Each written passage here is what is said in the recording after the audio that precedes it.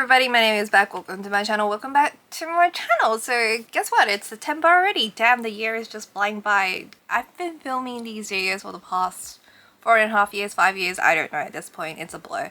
Anyway, so I'll be going through all the games that I played and bought in the month of August. So fun times for me. I've been spending quite a bit of money lately. Need to hone it in. I've been using my birthday month as an excuse to just go wild. And I have no more excuses left. So the very first game that I bought was My Universe Cooking Star Restaurant because it was $1. Did not play it. I also bought Idle Zoo Park because it was really cheap. I wouldn't recommend buying it because it did absolutely nothing. I also bought Plantabby Little Garden.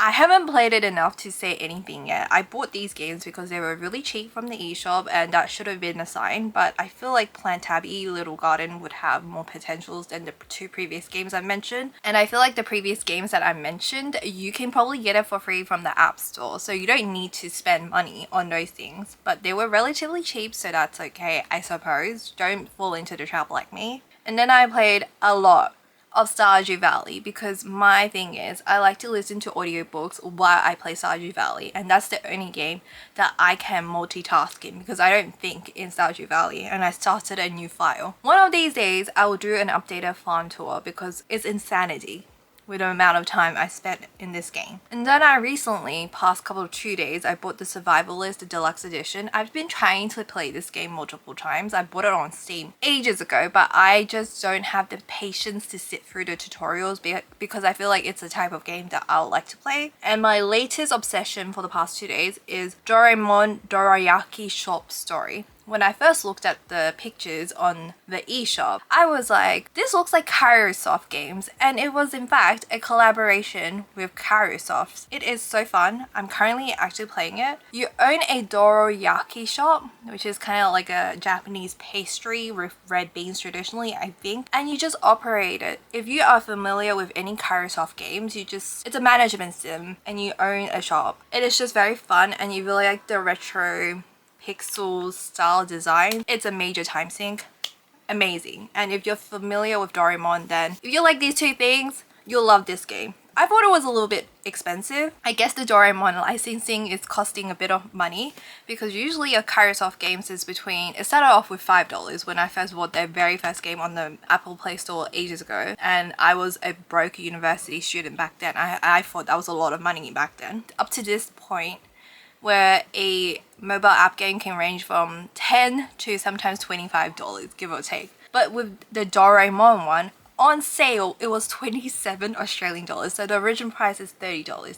I thought it was a little bit steep, but I bought it when it still had the 10% off, so it was 27. But anything Kairosoft releases, I will most likely buy. But I think this particular game is only available on the Nintendo Switch because I haven't seen it on my phone yet because they're usually a mobile app game kind of situation. But it's fantastic. I was so happy to see it because I just needed a game where I can switch off my brain. There is a storyline. I suppose that's where the money's coming from, is aside from the licensing fee, collabing with Doraemon. It's very, very cute, okay? So I know a couple of my friends here love Doraemon, so I'm sorry in advance for your wallet. Moving along, did I even open my PS5? No.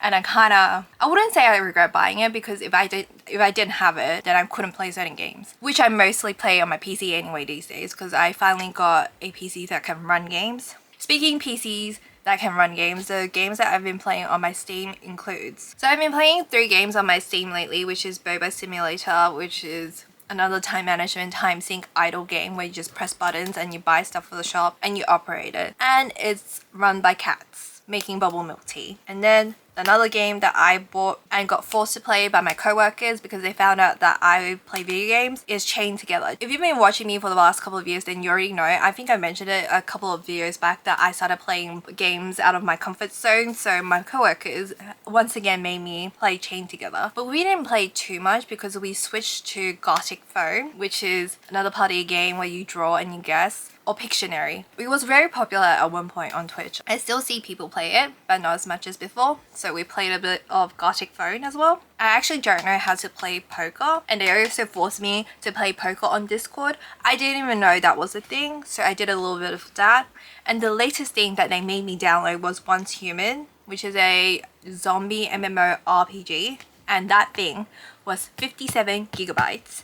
Not only that, by the time I booted up the game, there was an 8 gig patch. So I spent 2 freaking days downloading this game and then never ended up playing it.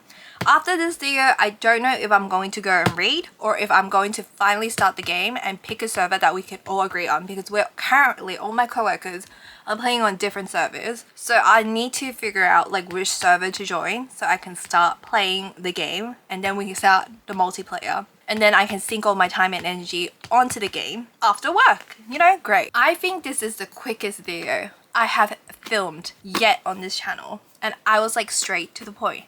And now I am going to ramble. So there is several games that I would love to buy in the month of September. I need the new Ace Attorney games. I've played them before, I would like to own them, and I know if I wait a little bit, Capcom will have a sale. Any Capcom games, if you have the patience, will go on sale. I refuse to pay full price for it. There are several other games that I'm interested in that are coming out in 2025. So there's that.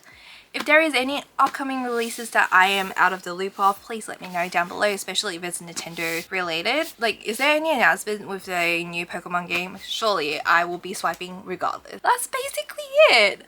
I can't believe I haven't rambled as much as I used to. I feel kind of bad because I only post like once a month really. And I have nothing to say at this point. Can you see like what has taken up my... Oh wait. Here I thought I've got nothing to ramble about. I forgot about the iPad.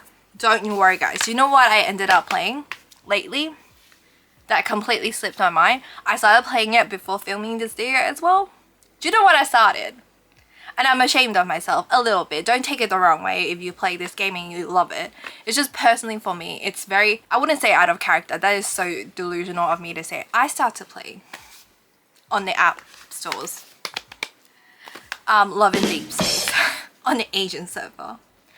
I don't exactly have a bias. I don't like any of them if I'm being honest. And here I am like kicking my feet, screaming, yelling with the cards that I get. It's Dating Otomi Sim, for those of you who don't know, and it's on the iPad for free, and it has like those gachas where you roll and gamble and all of that to get certain cards. It honestly reminds me of a dating sim but Honkai Star Rail. Anyone can play the game, but I think it's targeted towards straight women. Add me as a friend if you're on the Asian server, and I am forced to be on the Asian server because Australia doesn't have a server by themselves. I'm playing a lot of Pikmin Bloom. That's the most consistent I've been with any mobile app games is Pikmin Bloom, because I'm competitive and my besties, they all play it, so we join a weekly challenge together.